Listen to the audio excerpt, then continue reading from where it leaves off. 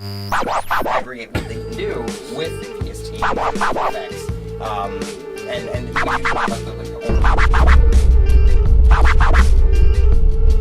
Greetings and welcome back to my channel. My name is Brett and I'm glad you're here. On this channel, I discuss books. I discuss the books that I'm currently reading, like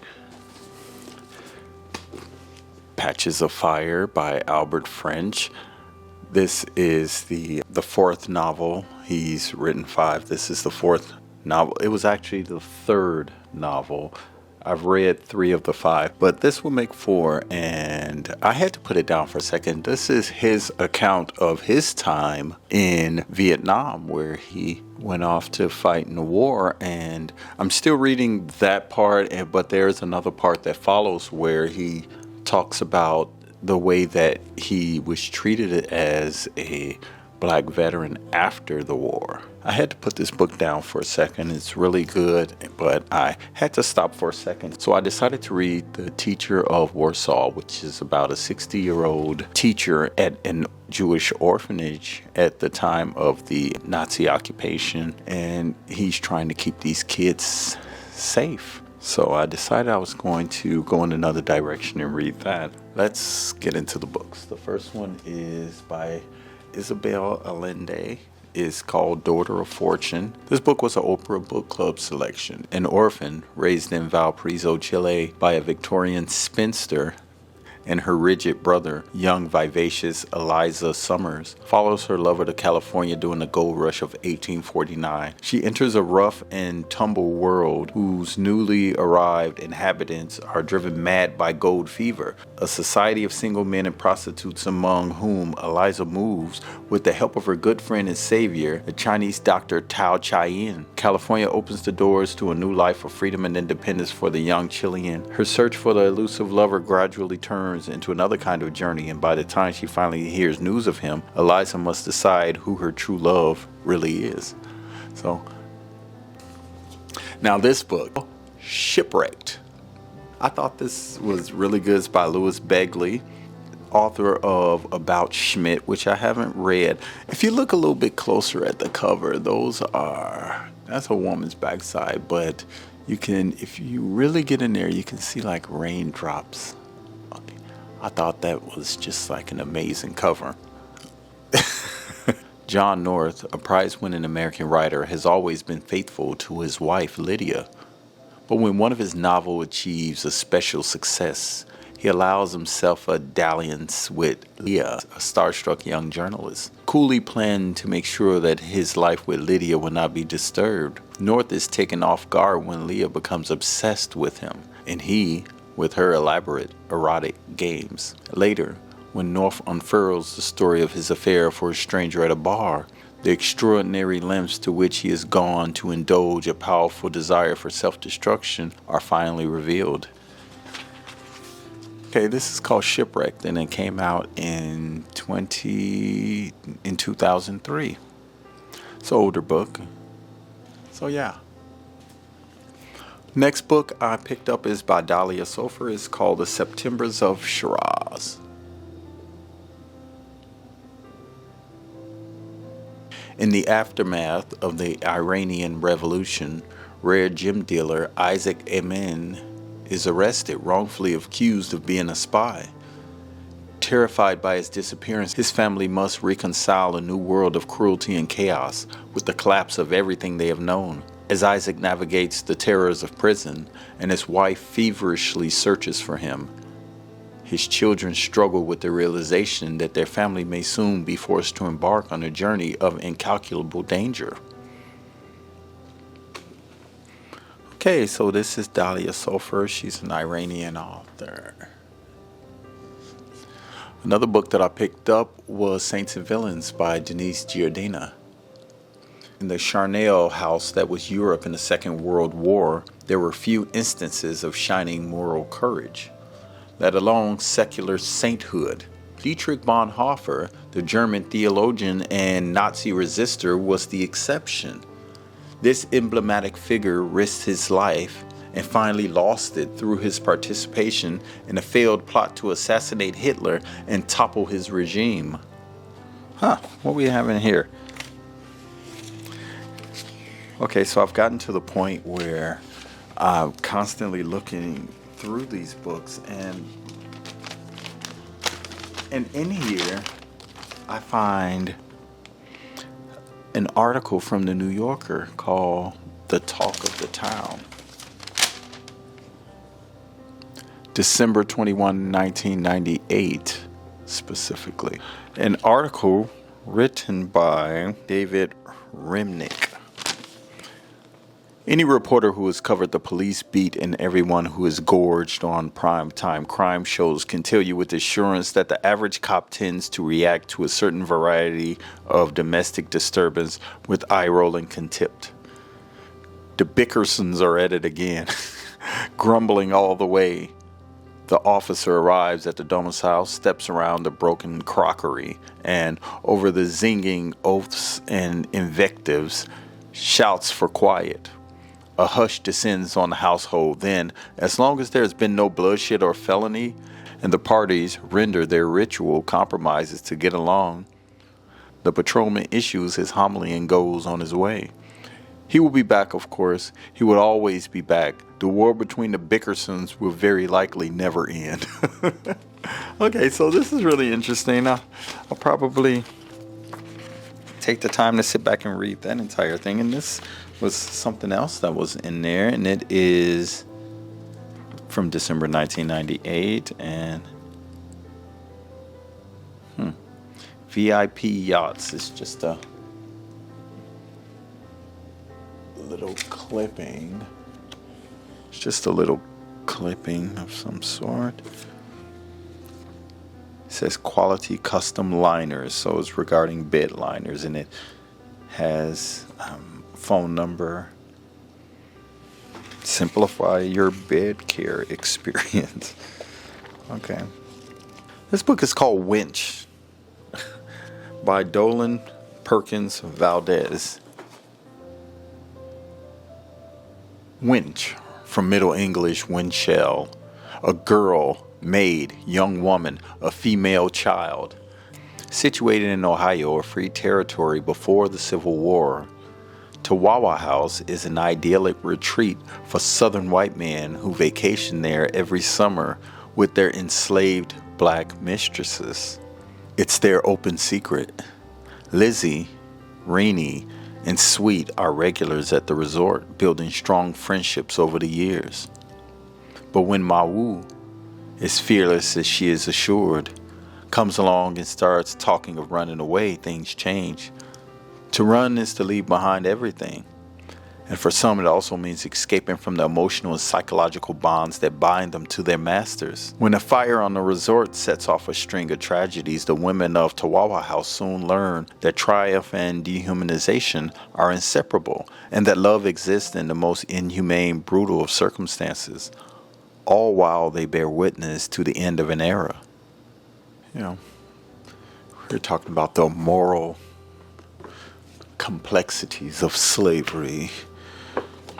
This book by Maya Angelou, The Heart of a Woman.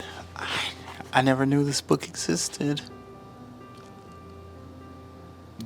In The Heart of a Woman, Maya Angelou leaves California with her son, Guy, to move to New York.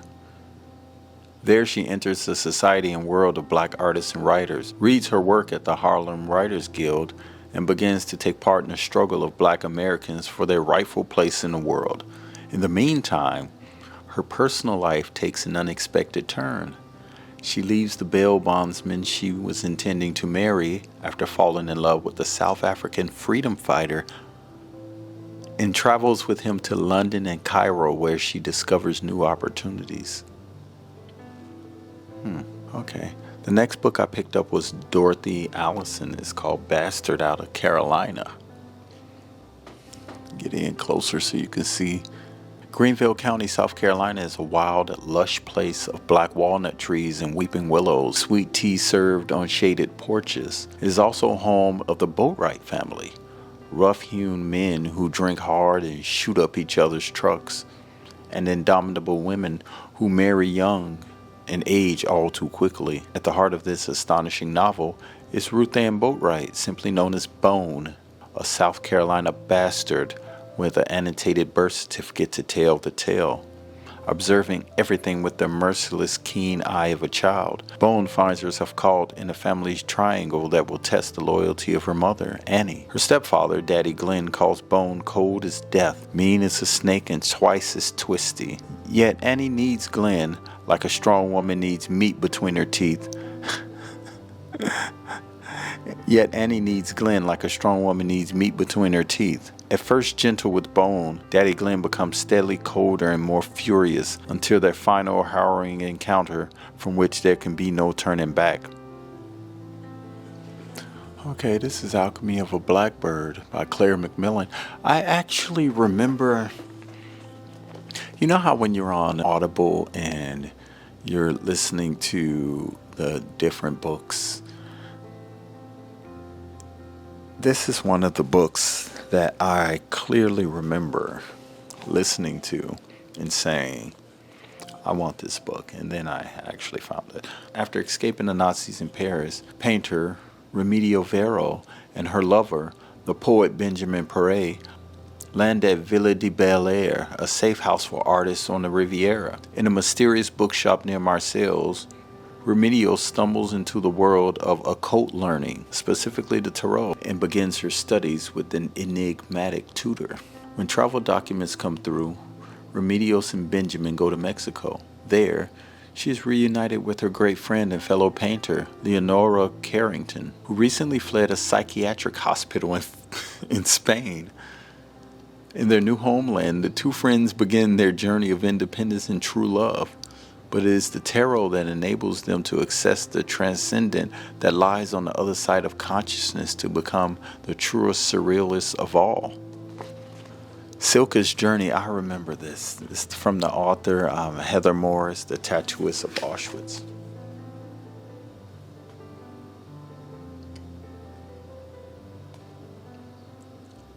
Silke is just 16 years old when she is taken to Auschwitz concentration camp in 1942, where the Commandant Schwarzhuber immediately notices her long, beautiful hair. Forcibly separated from the other women prisoners, Silke quickly learns that power, even unwillingly given, equals survival. After liberation, Silke is charged as a collaborator for sleeping with the enemy and is sent to a Siberian prison camp. But did she really have a choice? And where do the lines of morality lie for Silke, who was sent to Auschwitz when she was still a child?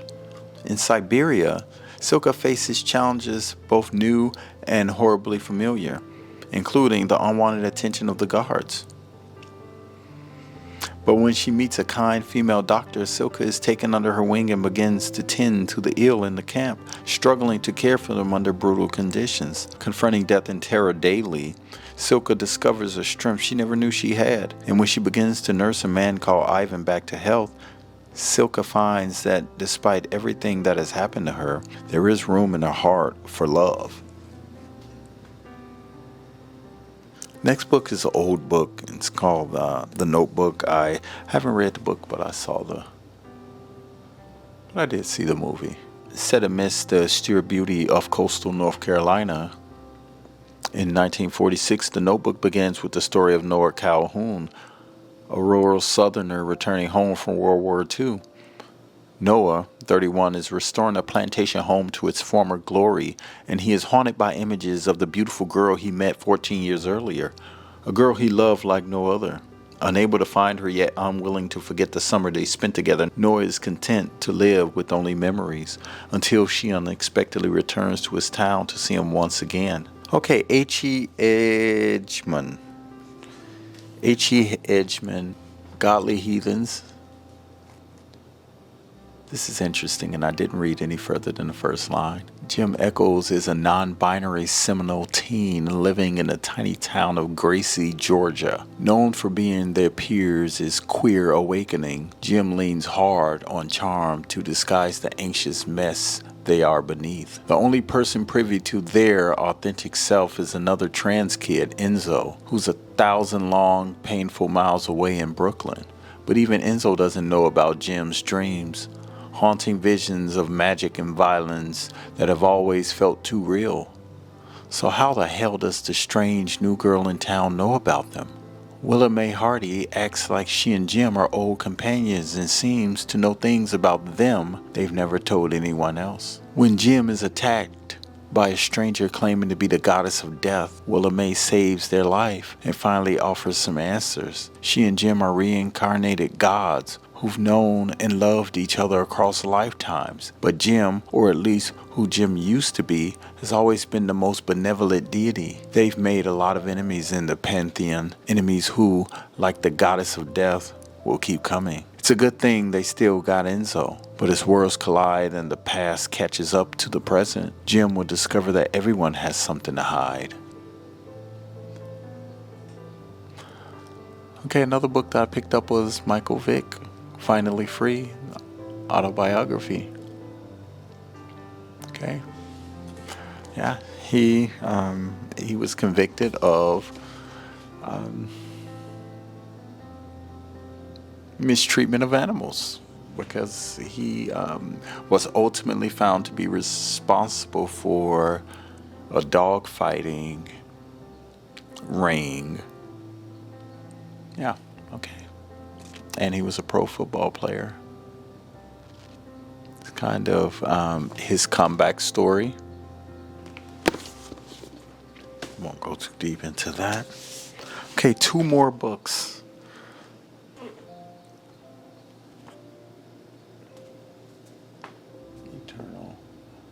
Eternal, a novel by Lisa Scott-Aline. Enter the realm of Eternal, where Eliza, Beta, Marco, and Sandro grow up as best friends despite their differences. Eliza Beta is a feisty beauty who dreams of becoming a novelist. Marco, a handsome cyclist with a secret, and Sandro, a Jewish mathematics prodigy. Soon their friendship ripens to romance, and Marco and Sandra vie to win Elisabetta. Meanwhile, wars threatens the world and Mussolini leads Italy down a dark path. Harsh restrictions against Italian Jews take legal root, blocking Sandro from finishing his studies. Marco, who works at the local fascist office, fears that his party is destroying his best friend, but his loyalty is torn. Caught in the middle, Elisabetta struggles to survive as her life crumbles around her. Then the Nazis invade Rome, and a shocking historical event decides the fate of the threesome once and for all. And finally, Robert Samuels and Toulouse Olaranupa of the Washington Post. His name is George Floyd.